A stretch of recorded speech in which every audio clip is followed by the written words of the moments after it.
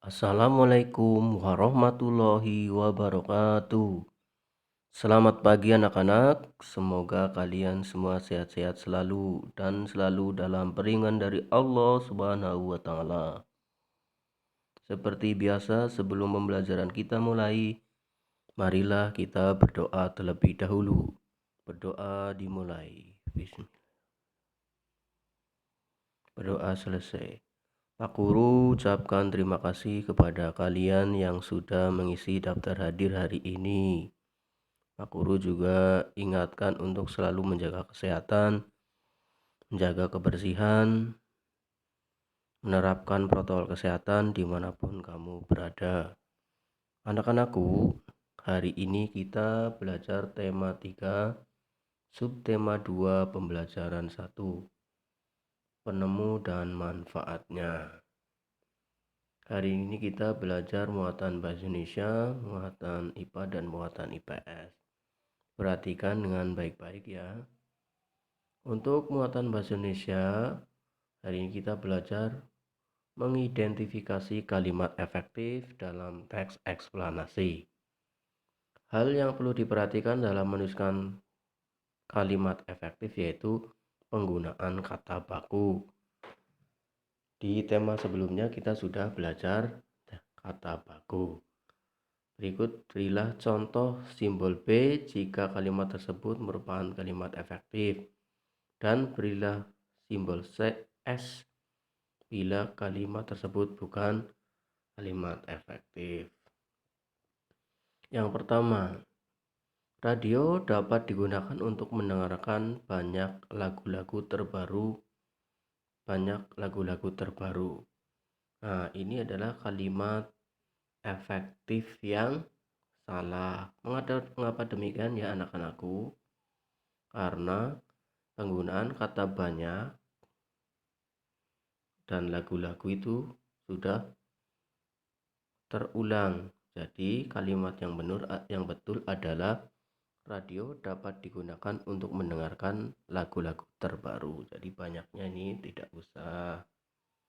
Kemudian contoh yang kedua, radio merupakan salah satu dari banyak media massa elektronik yang digunakan untuk menyampaikan suatu informasi atau berita. Jawabannya apa ya anak-anakku? Jawabannya adalah salah. Mengapa demikian? Karena penggunaan salah satu dari banyak ini harusnya digunakan salah satunya saja. Jadi jawabannya yang betul adalah radio merupakan salah satu media massa elektronik yang digunakan untuk menyampaikan suatu informasi atau berita. Begitu ya anak-anakku, bisa dipahami ya. Kita lanjutkan dengan muatan IPA. Dalam pembelajaran muatan IPA kita masuk ke materi rangkaian listrik paralel. Rangkaian listrik paralel merupakan rangkaian listrik yang tersusun secara bercabang. Jika aliran listrik ke salah satu alat listrik diputus, alat listrik yang lain belum tentu ikut padam. Rangkaian paralel digunakan pada rangkaian listrik di rumah-rumah dan juga pada lampu lalu lintas. Di sekolahan juga menggunakan rangkaian paralel. Kita lanjutkan dengan muatan IPS ya anak-anak. Dalam muatan IPS, perubahan sosial budaya dalam bidang iptek dan pendidikan. Iptek itu apa anak-anakku? Ilmu pengetahuan teknologi. Dulu masyarakat memperoleh ilmu pengetahuan hanya dari sekolah dan buku karena teknologi saat itu masih terbatas. Tapi kini teknologi pun telah berkembang. Masyarakat dapat memperoleh informasi dengan pengetahuan dari radio. Bahkan sekarang itu menggunakan internet dan lain-lain.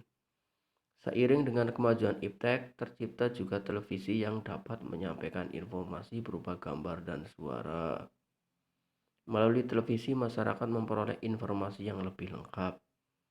Tayangan berita di televisi dapat dilihat dapat dilihat contoh nyatanya seperti pembangunan jalan, waduk, sekolah, dan rumah sakit.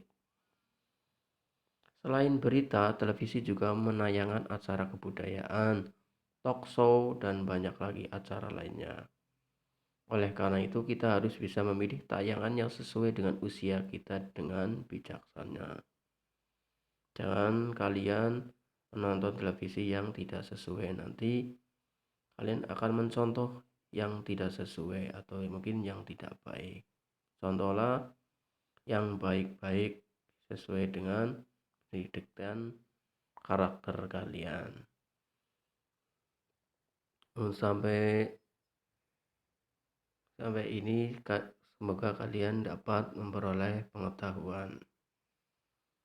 Berikut ini adalah evaluasi tema 3 subtema 2 pembelajaran 1. Seperti biasa jawaban nanti di Japri ke Pak Guru. Saya kira pembelajaran hari ini cukup sekian. Terima kasih. Jika ada yang kurang jelas silakan ditanyakan ke Pak Guru. Terima kasih. Wassalamualaikum warahmatullahi wabarakatuh.